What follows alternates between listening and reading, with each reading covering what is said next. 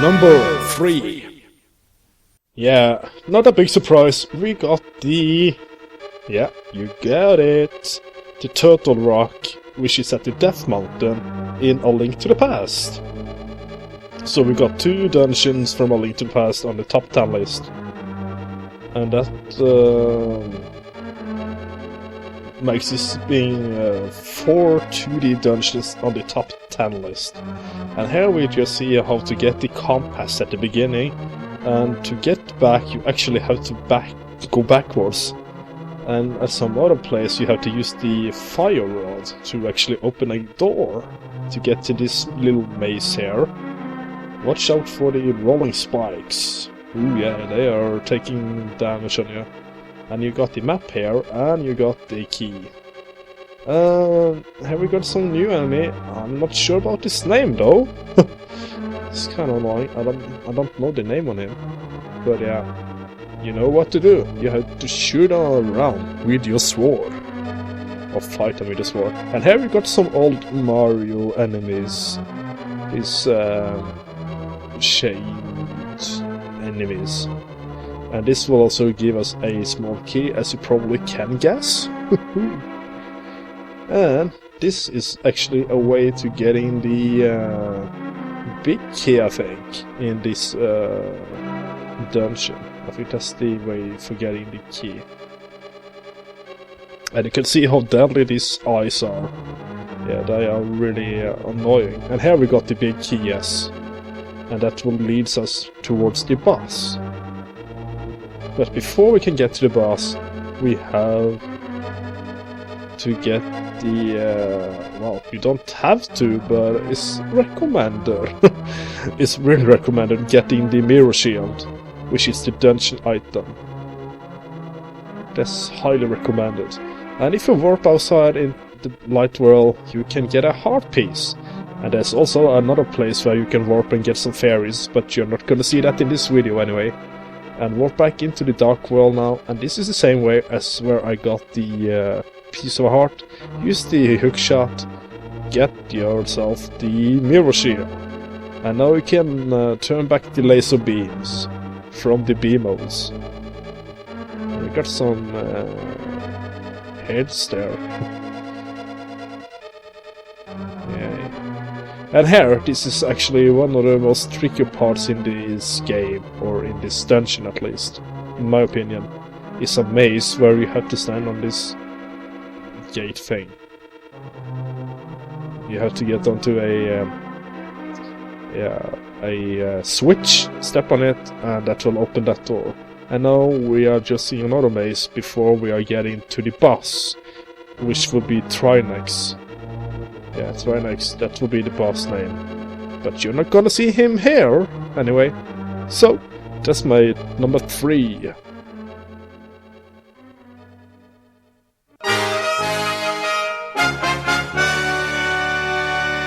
Number 2. Hello guys, we are on to number 2. And of course we have to use the elegy of emptiness. Elegy of emptiness. To reach the top of the Stone Tower Temple, and actually to open the way towards Stone Tower Temple. So this is my number 2 dungeon. You have to use the Sora mask and the Gore mask plus the normal Link.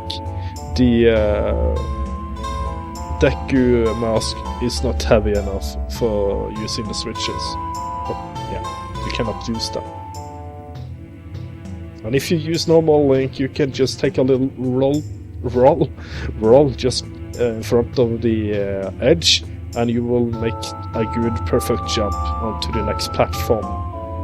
And here we got inside the Stone Tower Temple, and I love the music here. It's kind of dark and light at the same time, which is really cool in my opinion. And here we got a typical puzzle, and this will give us a stray fairy. If you collect 15 stray fairies and you bring them to their leader, or missing, the one big fairy, she will be a whole fairy though, when all 15 are collected. Then you can get some goodies. Yeah.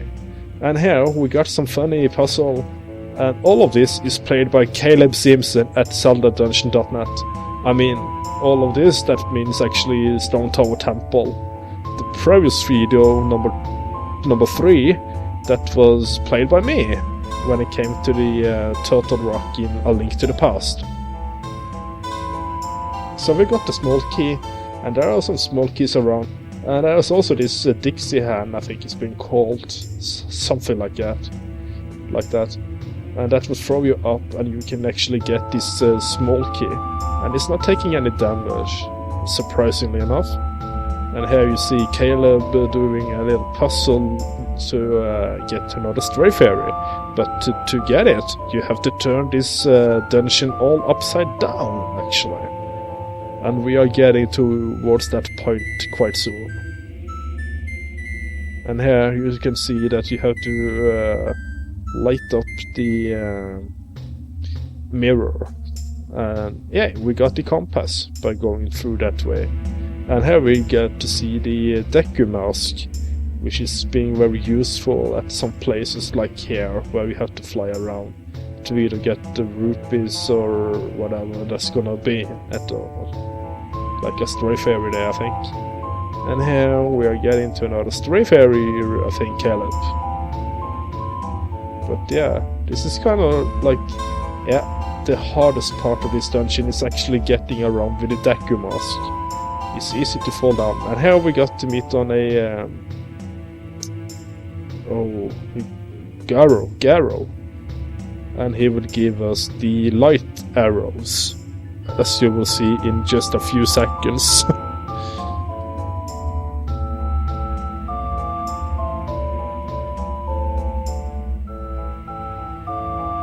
And that, my friends, will lead us going backwards to the beginning of this dungeon, and you have to turn it upside down to get to the boss.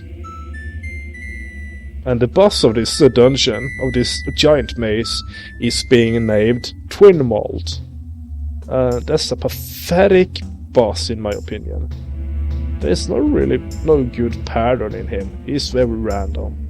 It's like two flying Moldons almost. But it's more powerful than a Moldon. He's quite powerful. You have to use the Giant's Mask to defeat him, I think. I think that's the best way. But I've seen people taking him without the Giant's Mask as well. And even inside the dungeon, you can make it turn upside down. And you have to use the Gore Mask to get over that lava. And defeating Gomez, the mini-boss before the final boss, before the Dutch boss, will give us the boss key. Which is being called the big key in some Zelda games, and the big key, the boss key here. So yeah.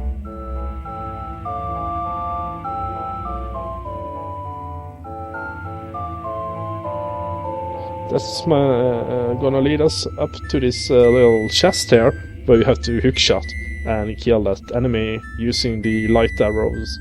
And he will give us the Giant's Mask, which will be the last mask in the game, I think, as well.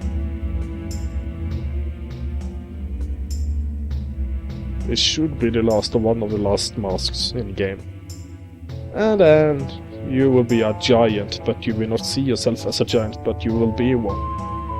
That's the end of this video.